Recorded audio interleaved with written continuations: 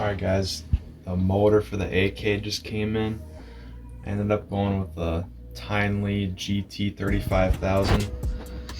I was originally going to go with the Lonex A2 infinite torque motor, but you can't find Lonex motors anywhere right now. They're all out of stock. But this is a great motor. It might actually be better than the Lonex, we'll have to see. But it's got cooling ports on it. Obviously it's a short type because I'm going to put it in the AK. It's a pretty torquey motor. It can pull some heavy springs. And it's a 35,000 RPM, so take it out of the box.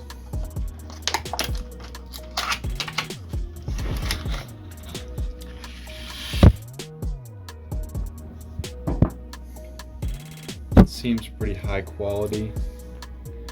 Hopefully it's gonna improve my trigger response. And it's got neodymium magnets, of course. And just, you could tell it's powerful just by trying to spin the motor over compared to like a stock motor. This is really hard to spin.